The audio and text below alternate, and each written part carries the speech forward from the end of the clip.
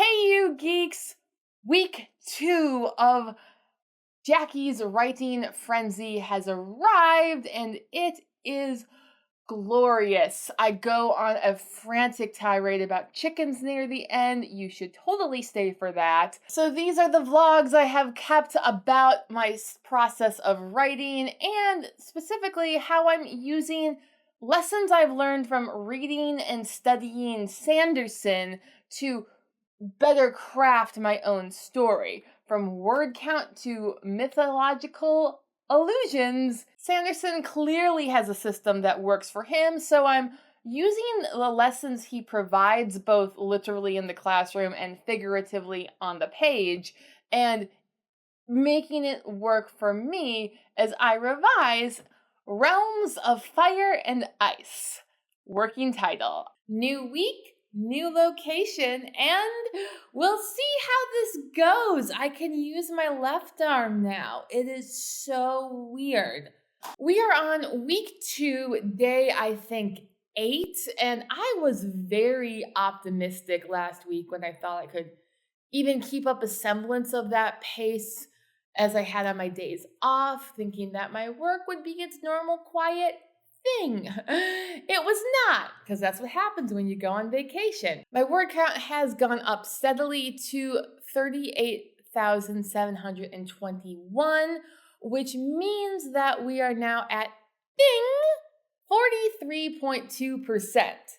However, this is 43.2% of a 90K novel, not 80K, because if it was 80K, I would be at 48.4% and would totally need to be at the midpoint, which we're not at the midpoint yet. I'm sorry. So, about time I tell you a little bit about the premise of the story. We have, as a romantasy, female main character of diminutive stature and limited power, so she thinks, of course, interested in male main character who has a fire-based magic system.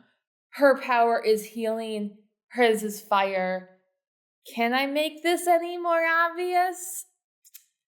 I didn't even like that song when it came out, and yet I talk about it all the time on this channel. It's really catchy. Meanwhile, there is also a Norse paladin type who engages the help of a samurai and a cowboy type to go rescue female main character after she is kidnapped at the end of the first chapter. The dynamic team of rescuers is an Adolin Colin type. However, he has this terrible feeling that he is doomed to fail no matter what he does, for whatever reason.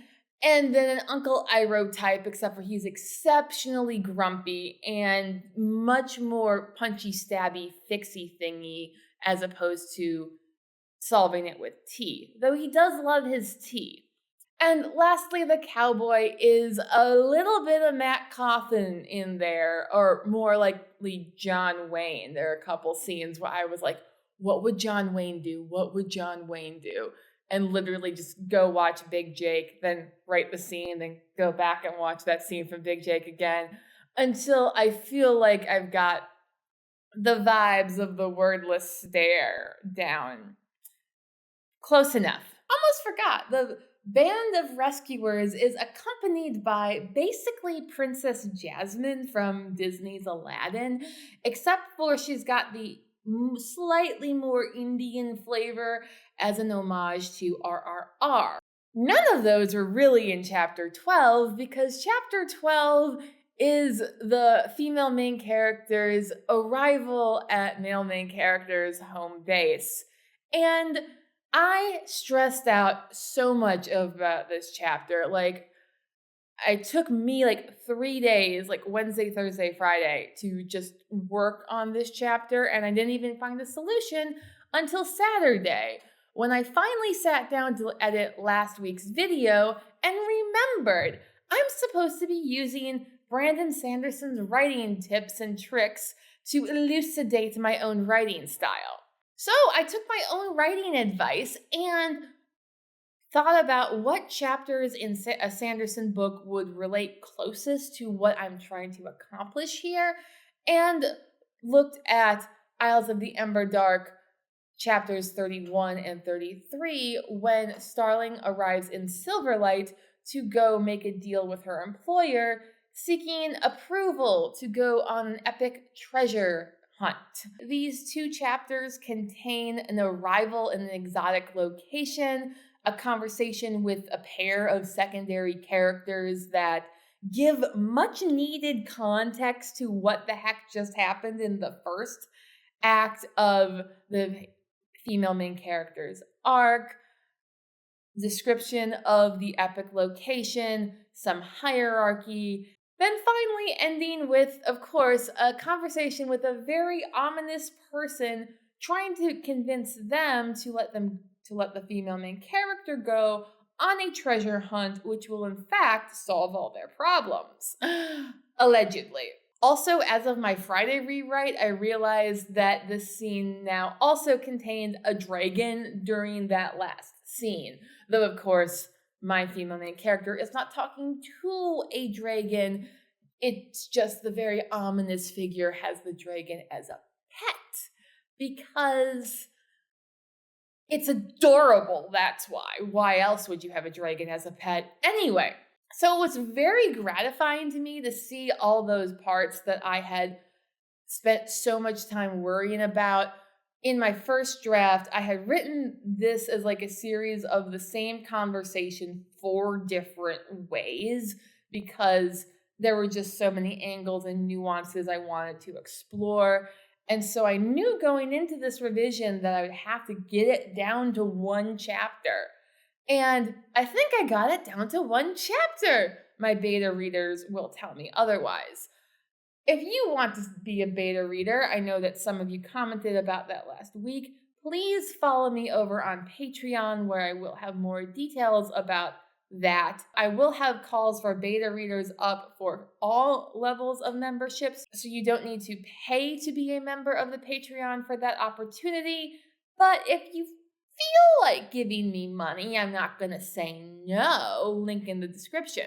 Chapter 14 continues on the main female protagonist's journey. It's kind of like the beginning of part 2 of either The Way of Kings or A Court of Mist and Fury, except for the main character is much more on the Sanderson side where she is proactive even if she finds herself in a sticky situation.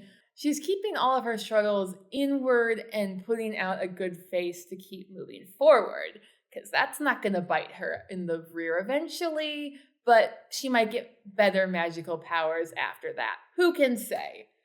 Chapter 14, the last one I finished on, was an interesting adaptation. Originally, this fight scene had been the capstone of part 1, and then the scene that is now the end of part 1 was just kind of floating randomly in the middle space and not doing a great job. So moved that scene that's a flashback to the end of part 1 clearly to align who's allied with who and why. And then moving this fight scene to, I think, where it begins most properly as the beginning of the sports montage to help everyone get better in their own fighting styles. This is the scene in Miracle where Boston and Minnesota break out into a fight because they hate each other, and from there, Coach Brooks just talks about what it means to be a team and who do they play for. And then there's the epic sports montage.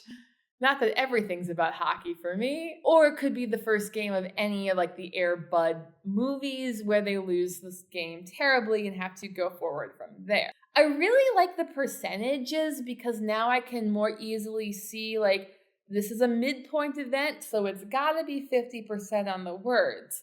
And also I'm enjoying kind of the backwards limitation. For I often worry that I'm using too many words because many fans of Brandon Sanderson, I think, have that problem, and I am not immune to that.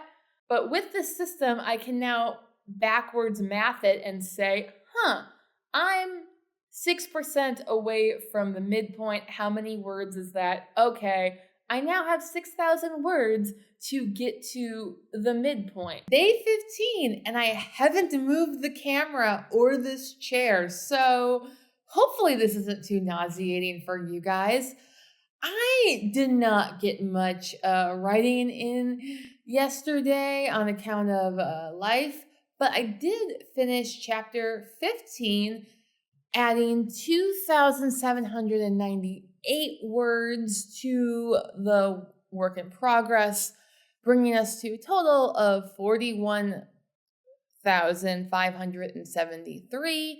So, with a 90K goal here, that's bing, 46.19%. And I'm okay with this. Chapter 15 was the beginning of a series of very thorough rewrites that have to happen at the midpoint on account of me introducing 2 entirely new B characters, but they're important for the midpoint. Originally, I had introduced 1 supporting character, but I thought I could do better. The character is of Dakotan origin, so having her character just show up to tell the protagonist where they needed to go seemed so incredibly cliche, and just, I could do better. So I did. I went and found that Yumni, I did not make up that name, is the Dakotan god of the whirlwind, luck, and love. And who wouldn't want him in their story? Like, oh my gosh, like, he is like the other half of my Mat Cauthon caricatures. So unfortunately, the first thing he does in the story is he has to sit down with the other half of Mat Cauthon, and they play dice and smoke pipes, as one does. Meanwhile, the perspective character on chapter 15 is mostly Princess Jasmine analog, and with her, I was trying to balance kind of this desire I had building in A Court of Thorns and Roses series, where the mean girl character gets great and terrible power, but she never bothers to learn how to use it. Like, she's just like, no, I'm not gonna learn because that would mean I care about people, even though she does. So she just never grows past it. So this is the chapter where the mean girl grows past her insecurity and learns how to use her magical ability, which is a lesser power, but very important, as part of the moral of this tale is you don't need to be able to do great things, just all things with great love. Let me know if you know who said that first down in the comments.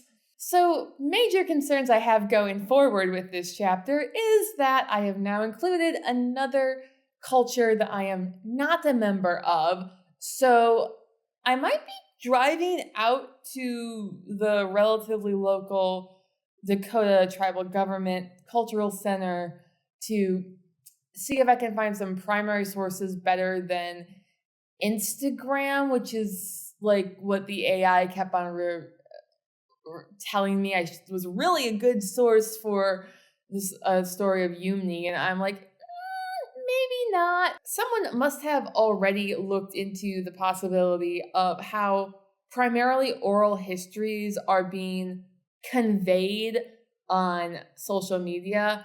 This came up also with my protagonist, who I should say is of Hmong culture. Like, most of the resources online are in Hmong, so I don't speak that language.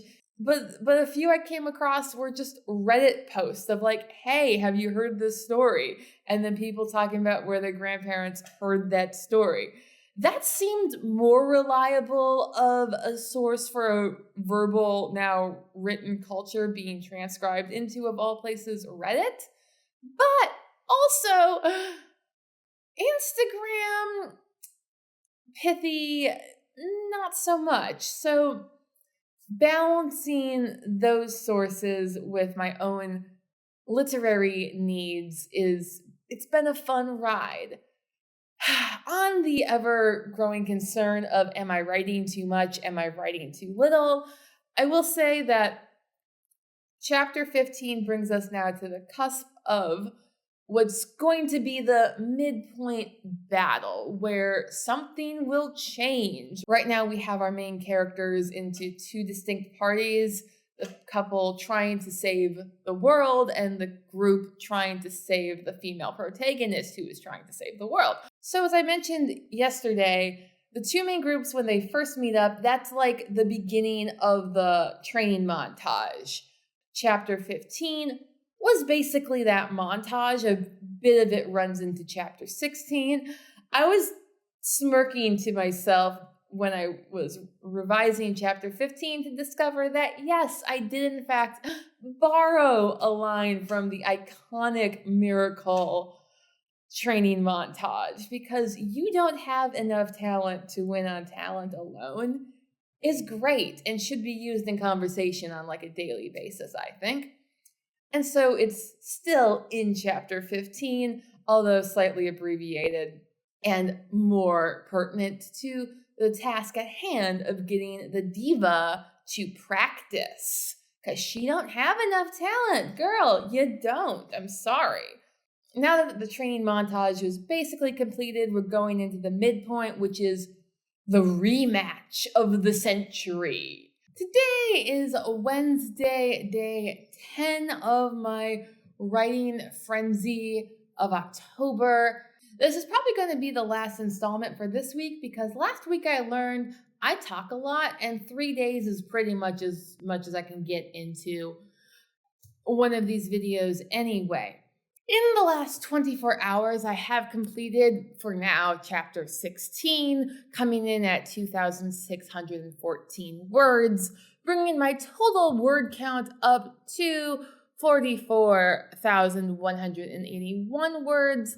Thus, for a 90K novel, that's ding, 49.09%. This chapter ended up being a bit longer than I anticipated because I learned via my poll on Instagram that many of you have never even heard of the Song of Hiawatha, which is a 1800s epic poem about the Great Lakes region of the US. And even people who live here, myself included, probably don't realize that they heard of this poem even, or are just surrounded by homages to this poem because we don't read it in schools anymore. There's ethical reasons and thought processes behind that, which is a great topic, not for this video. The point is that this poem was a big deal at around the same time cities in the Midwest were being planned. So I know there's one town that has Tolkien streets or Wheel of Time streets laid out. This book at the time was used to name several things in several major cities in the Midwest when it came out because fandom ain't a new thing. It looks a bit different with the internet, but it goes back there. So because literally the cities I'm writing about have incorporated the Song of Hiawatha fandom into our very plots, I say, that's got to be reflected in the story. Also, lest I forget my target audience, Brandon Sanderson fans, reading the Song of Hiawatha should be on everyone's to-do list because Sanderson has clearly read the Song of Hiawatha. I was gonna write off some of these as mere coincidences, but the entire first chapter of the Song of Hiawatha is basically Rand's meeting at the Field of Merilor. That seemed mere coincidence among Tarviran. You know how that goes. But then we get to the tale of Pujakiwis, the trickster, who pulls Mat's same stunt from Hinder's Tap with the gambling. And we know that Robert Jordan did not write the Hinder's Tap sequence. Sanderson was very clever when he did. Ah, the cat. But Pujakiwis, the Mat analog in the Song of Hiawatha, is not so fortunate because he then goes and kills Hiawatha's king of the ravens. Yes. And then Hiawatha hunts him to the ends of the earth, where he finally up and dies and gets transformed into the king of eagles, which is definitely a Shan-Chan tie-in if I've ever heard one, and war chief. I don't make these things up, the pattern does. Pujakiwis as the mighty war chief eagle, being named King of Hiawatha's chickens. For Hiawatha is the first that I can find, the wheel goes round and round, of course, that named the collection of his various types of birds all chickens. So I think it's safe to say that for me, the Song of Hiawatha is as yet untapped Stormlight Archive theory fodder, which will get its own video. Also, I realized I could give a bit more detail on the order of operations for this epic venture our characters find themselves on and why they think this is a good idea. There's that very fine line between you want to understand where the characters at least think they're going to go, so having planning and then showing the plan succeed, generally that's a redundancy. Either you explain the heist first and then the heist goes wrong, or you say, we're going to do a heist, and then you show the heist going off without a hitch.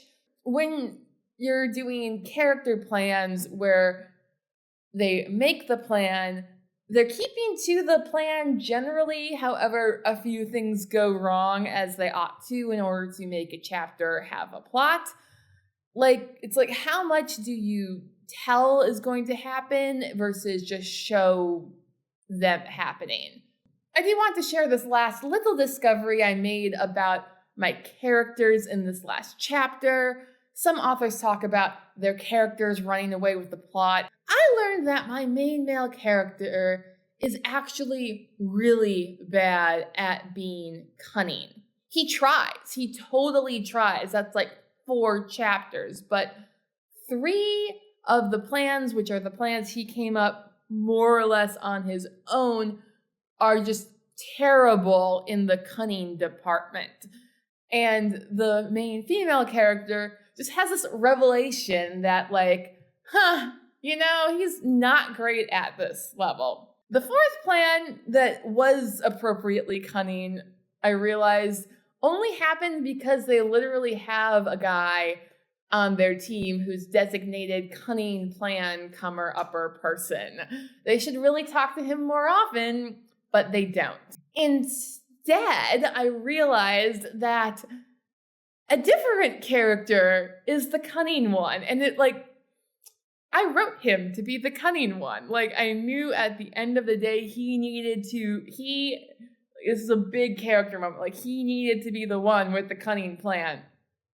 And I didn't realize that I'd actually set that up already into the novel. I am surprising myself with the foreshadowing I didn't know I wrote in. That's where we are, fastly approaching the midpoint, fastly approaching that paradigm shift, which I'm not going to tell you what it is. You get to tell me what you think it is down in the comments, and then we'll come back next week and see how many of you were right. Otherwise, share, subscribe, and hype if you want to see more. I will see you next week. Thanks for watching. Bye.